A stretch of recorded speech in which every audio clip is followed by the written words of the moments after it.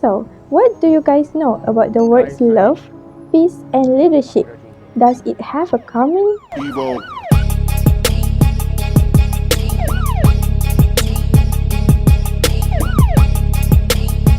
Assalamualaikum warahmatullahi wabarakatuh. Today, we are from Group 6. We will present to you guys about the leadership and culture in organization. So, what do you guys know about the words love, peace, and leadership? Does it have a common? According to the scholars, none of them have a single or fixed definition. This ambiguity creates a real-world leadership crisis. So today, we will explore how leaders act as architects to build organizational culture and why getting this relationship right determines whether an institution succeeds or fails. As we all know, leadership remains a complex concept with definitions that constantly change based on interpretation, creating a leadership crisis that directly impacts organizational success. Leadership and culture are basically two sides with the same coin. Leadership acts as an architect defining the vision, while culture is the structure determining if that vision is achievable or not. While leaders initiate culture, the culture itself can also shape and manage the environment. So basically, this study will explore this dynamic through a relatable academic lens, backed by research showing that principal leadership and school culture directly dictate institutional performance. This responsibility is anchored in the foundational hadith, stating that everyone is a shepherd responsible for their flock. Sahih al-Bukhari. Ultimately, these case studies serve as a real-world laboratory to transform Islamic leadership theories and cultural norms into practical tools for societal improvement. Next is the research problem. Several issues has been identified related to leadership and culture within an organization. The first issue is the failure of leaders to build a positive organizational culture. Every culture that is developed within an organization reflects the identity and personality of a leader. Secondly, organizational culture can also influence performance. For example, Japan introduced the 5S principle, Sari, Seizen, Seisu, Seiketsu, and Shitsuke to improve the efficiency and effectiveness of an organization. Lastly, there is a lack of awareness among leaders regarding the influence of organizational culture. Every leader is responsible for shaping an excellent work culture and serving as a role model for their subordinates. Next, the background of this issue can be viewed from four main aspects. Firstly, from a legal perspective, when an employee fails to comply with established rules and regulations, it can affect the smooth operation of the organization. Secondly, from an organizational perspective, weak leaders, it can create an unhealthy work culture and negatively affect the performance of the organization. Thirdly, from an integrity perspective, positive moral values should be instilled in both leaders and employees. Right now, how these two forces truly balance out is still up in the air, with no final consensus. But to solve this, we must stop treating them as separate. They are two sides of the same coin. First, based on the Shin 2010, we need to train leaders to be mindful architects. Leaders and managers must be fully aware of how their everyday actions directly shape the team's environment. Second, to keep organizational values aligned with strategic goals, we need clear performance tracking tools. As shown in the Medan School Study 2019, leaders must actively build supportive environments through clear communication channels and leadership feedback loops. Finally, following insights from Bash 2020, we must treat institutions as real-world laboratories.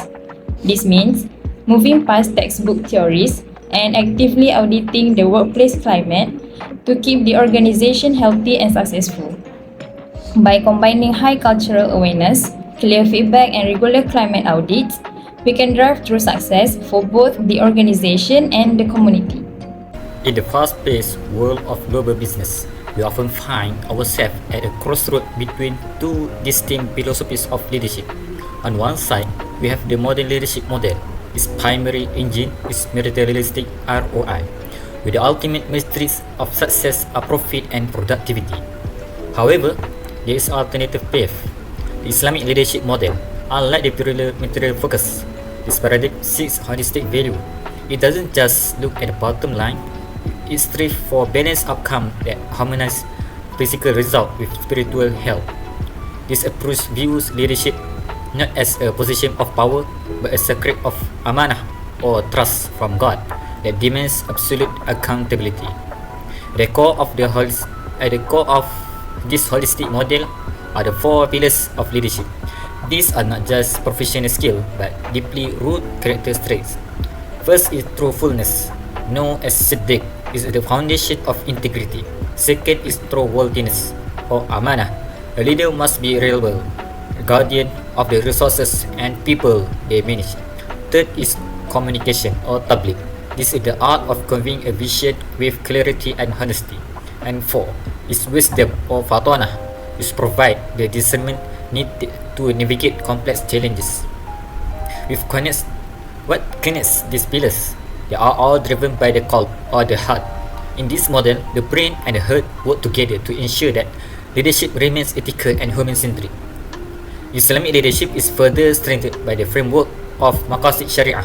This framework acts as a shield, ensuring that leadership decisions protect five essential elements of human life: faith, life, intellect, progeny, and property. By prioritizing this protection, the organization moves beyond the faith vacuums often found in purely secular modern models, which can sometimes lead to corruption and instability. Instead, by honoring these five areas, a leader creates an environment where everyone's fundamental right and well-being are secure.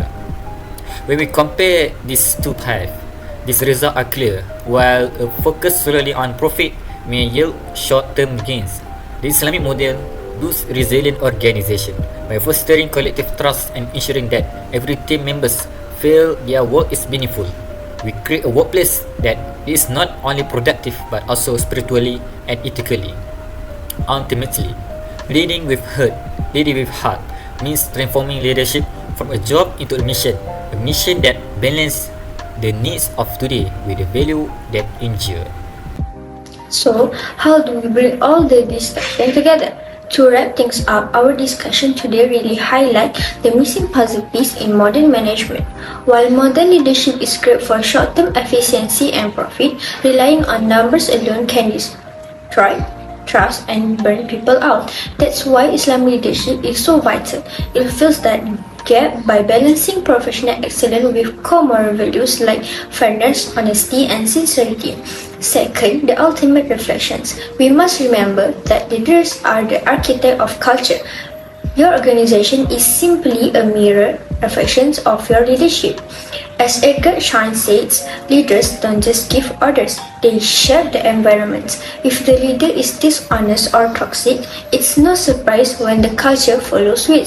If we want to solve today's workplace challenge, like the abuse of power or a lack of integrity, we have to step up. We must realize that leadership is not a privilege, it's a sacred responsibility where we are ultimately answerable to Allah subhanahu wa ta'ala. Third, responsibility and qalbi salim.